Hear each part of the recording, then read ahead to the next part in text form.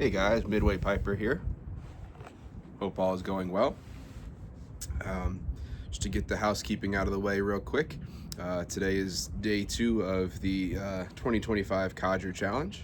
So today I have my Mark Tinsky pipe from collaboration with Pipe Cottage. There's a reason for that today. And then in it I have my half-breed mix. So today's video, I've been on the fence if I was going to do a video one on the Beatitudes or if I was going to do the Manosphere video. And in conversations today, I've decided to go with the Manosphere video first. And the reason I have the Pipe Cottage pipe out today is, if you're not familiar, I'll drop a link below. Dr. Alan Harrelson of the Pipe Cottage has mentioned a couple times in his videos about the Manosphere, and he wasn't quite sure what it was and why people need it. So first of all, let's start off with that. So over the last many years, there's been a movement essentially of sort of mainstream society saying that men are not very important. And that's kind of what the whole Manosphere is in reaction to. So there's a lot of groups that exist in the Manosphere. I was a participant, I guess you could say, in a group for a couple of years, actually. I'm going to leave the name of that group. I'm going to leave it unnamed. But the point of a lot of these groups is to build strong men. So first of all, of course, to define what is a man, what makes a man, and all that kind of stuff. And how to improve yourself, essentially. And there's a lot of... so this was in reaction to the toxic masculinity thing. This is to put a date on it, essentially. So a lot of these groups sort of came about as a reaction to that. And the self-improvement aspect of it is sort of what spoke to me. And so, like I said, I was in a group for a couple of years, and essentially the way that this group ran, that I was a part of, is broke the year down into quarters, and every quarter you would create a plan for yourself. And there were supposed to be 4 objectives to each quarter, and it was broken into different quadrants. So things like money. So you had a monetary goal for each quarter. You had a conditioning or physical fitness goal for yourself every quarter. There was a goal on sort of improving yourself, whether it be through reading or these types of things. I'll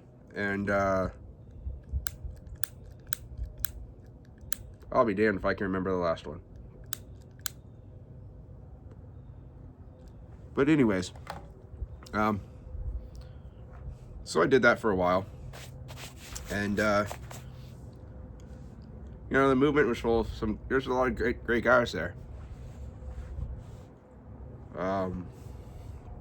There's also a lot of guys who used it as an opportunity, I feel, to try to be seen as something greater than they actually are. Some guys were in it for the right reason and to try to help others. And really the reason I got out of it was because I picked up a second job.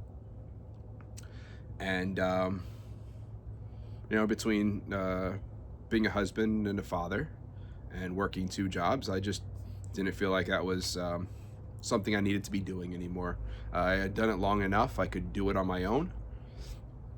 And, quite frankly, 3 months of working on a task that you could potentially complete in a much sooner time frame and then have to reframe everything. I was ready for a break from it. And I haven't really looked back, to be honest. So, that being said, though, the Manosphere is filled with a lot of men. Again, there are great men, but there's a lot of them that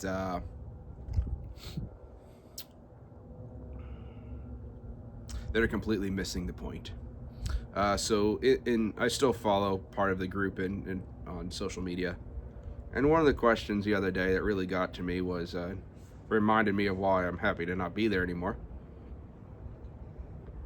One of the questions, in fact, the leader of the group said, "What are skills that every man should have?" And the majority of the comments that came in through that were be able to shoot a gun, be able to use a tourniquet,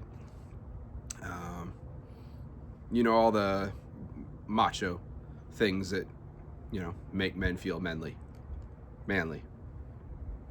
And,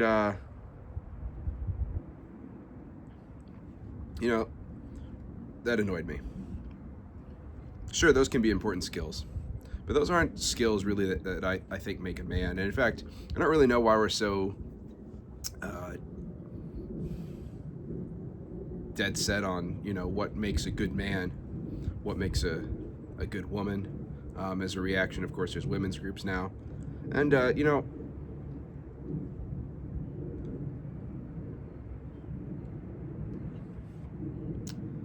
I think I don't think it's a useful discussion to really be having when we can't even agree what it means to be a good person from the get-go. That should be your base. What does it mean to be a good person? And I'm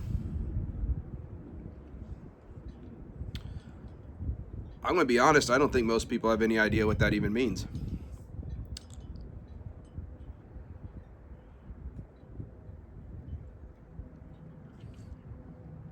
I want to read something to you guys real quick. This is a book I just picked up last night, and I was blown away by the first chapter. The author of this book, him and his wife have a YouTube and social media platform channel. It's called To Be Better. I'll drop a link to their videos and stuff down below as well. A lot of great content on relationships and such.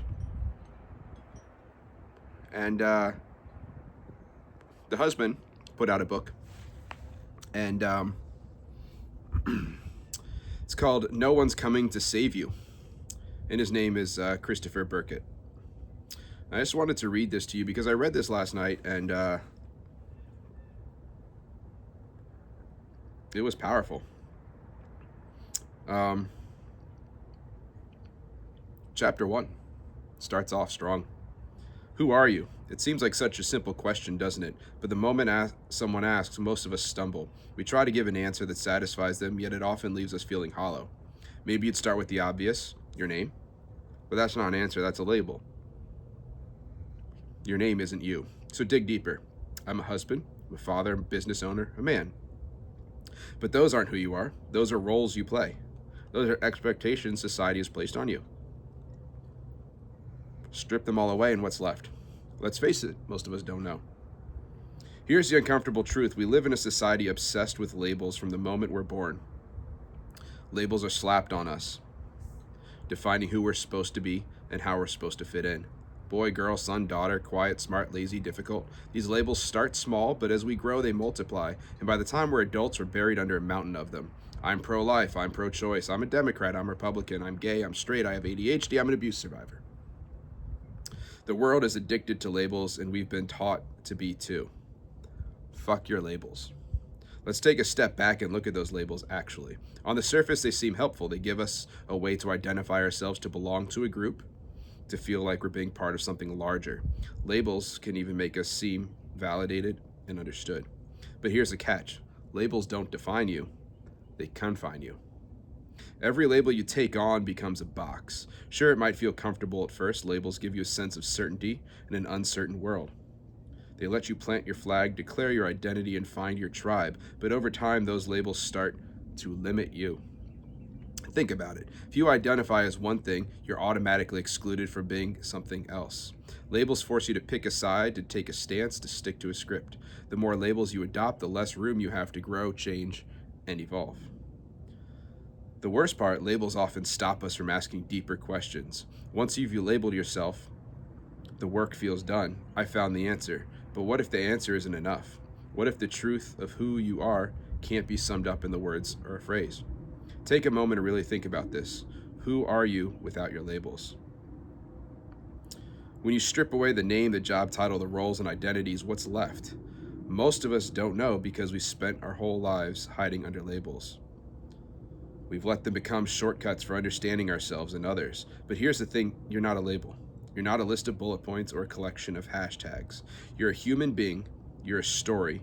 A messy, complicated, beautiful story that's being written. That's what makes labels so dangerous. They flatten the complexity of who we are. They take living, breathing, multidimensional person and reduce them to a word or two. They make it easy for people to put you in a box and file you away. And when you start to believe in those boxes, you lose sight of yourself.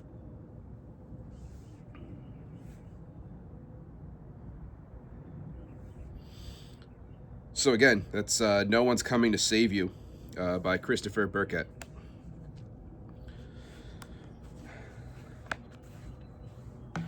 Yeah, we see that hardcore today, right? I always have make the political comparison, and I mean, enough said, right? I mean, how weird is it to think of, someone who's gay as being a conservative or a Republican? They exist. No, they do.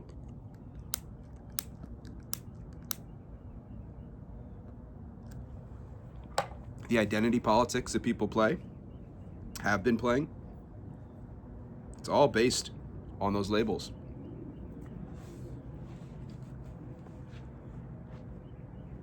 If you find yourself to be, if you label yourself as a conservative, that practically means you can't think that something like universal health care would be a good thing. If you identify yourself as a liberal,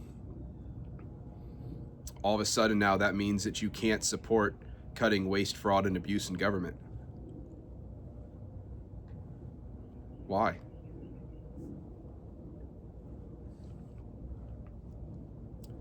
Being a good person is being willing to grow. Being a good person is going to involve you messing up. It's going to end with you having to eventually admit that you were wrong at some point. And we'll talk a little bit more about that when we get into the Beatitudes in the next video.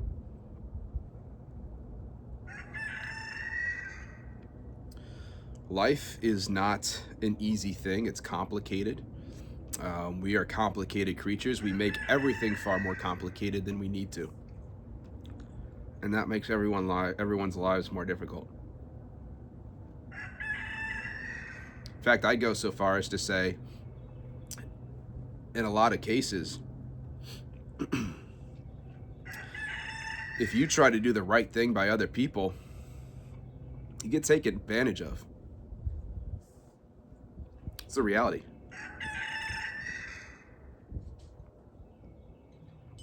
If you try to do the right thing to help other people, in a lot of cases, people are going to think of you as being weak because you're not being selfish, you're not looking out for you.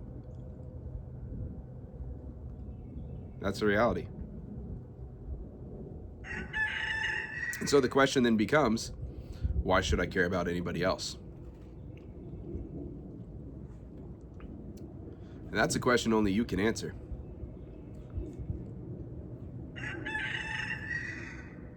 Again, tomorrow's video on the Beatitudes, we're going to cover a lot of this. These are important questions that have been around forever. Are you going to be a good person because you're expecting someone to be good back to you? Are you looking for someone to pat you on the back for doing something good? Are you looking for a reward? Is that why you're doing something good for other people?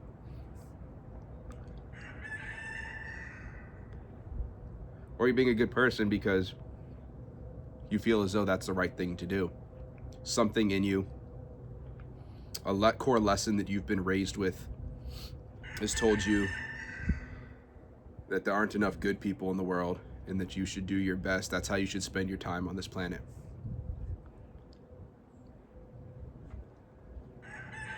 Think about the end. Memento mori. You will die. Do you get a prize for leaving this planet with more than another person? Do you get to take more with you? Does it matter if you're buried in a gold-plated casket? Or is a pine box okay because you're going to decompose?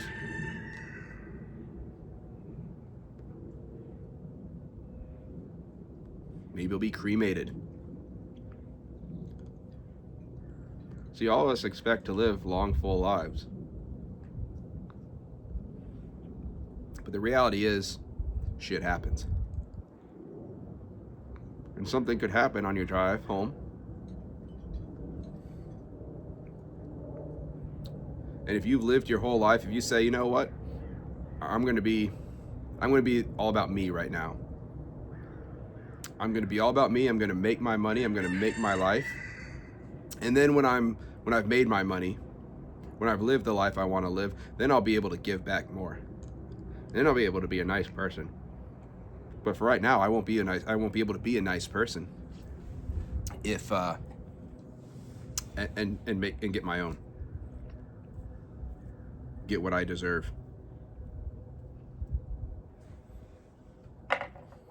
What happens if you're in your money-making phase and you die? You're going to be remembered as an asshole.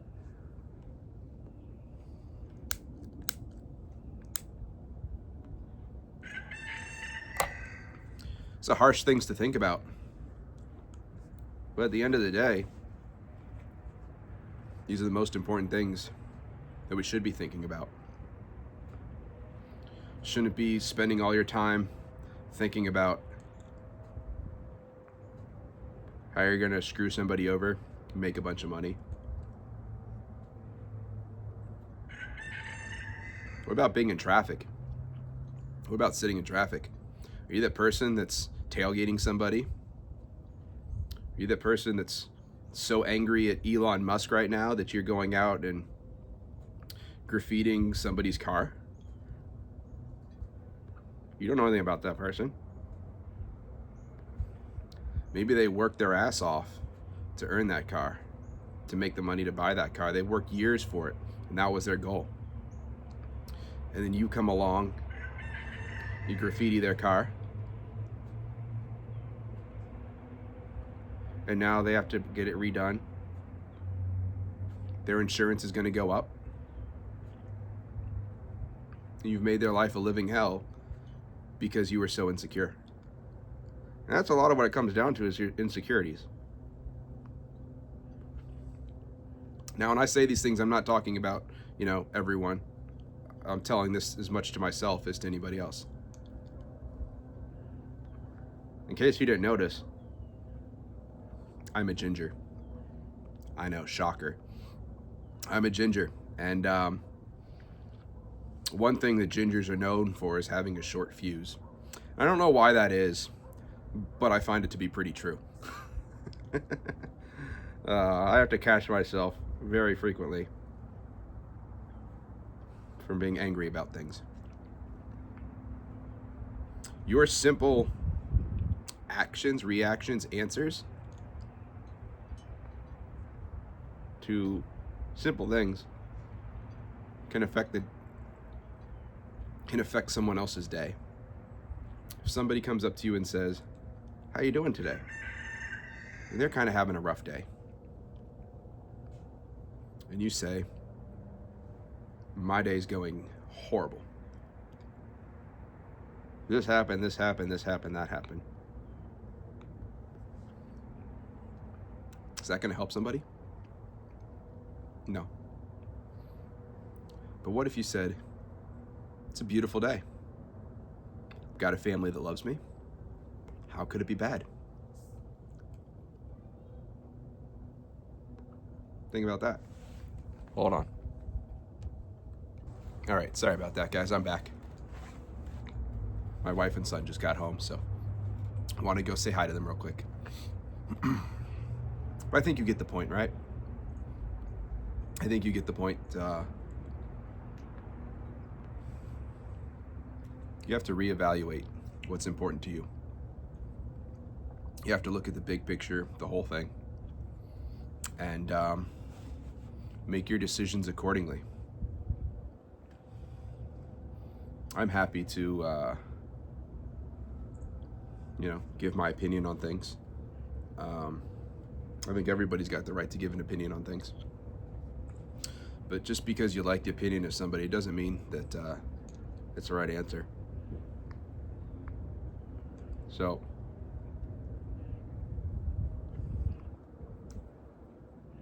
that's just kind of my couple thoughts. That's really all I want to say about the Manosphere. I think it's mostly an irrelevant movement,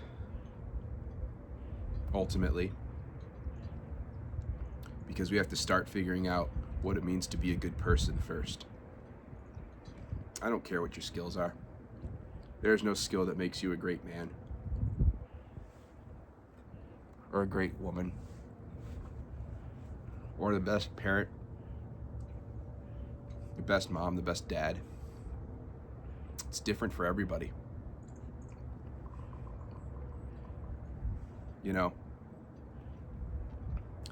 A lot of times the right makes fun of the idea of everyone's a little snowflake.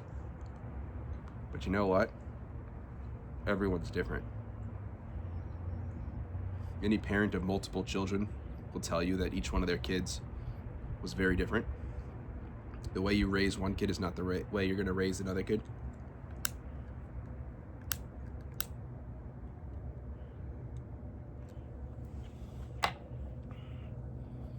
I mean, let's be perfectly honest.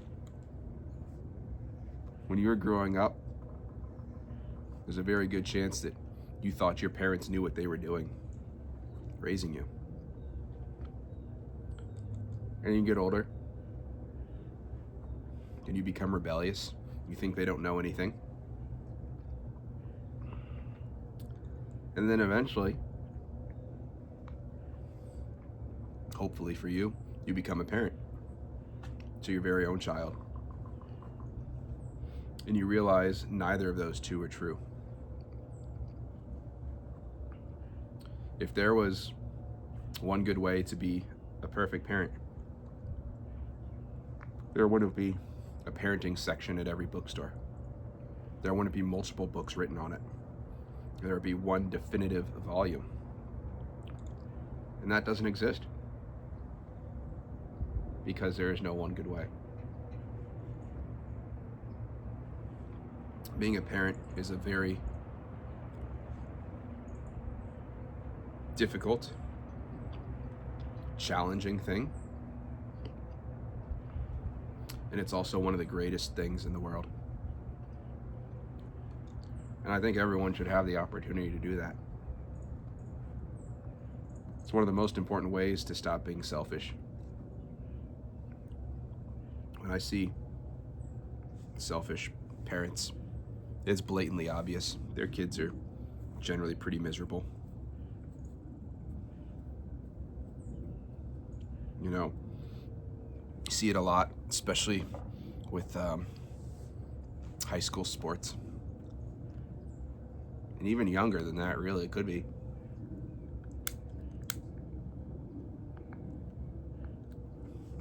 Parents who are vicariously reliving their high school days of being a sports star, wanting to be a sports star. They want to live through their children.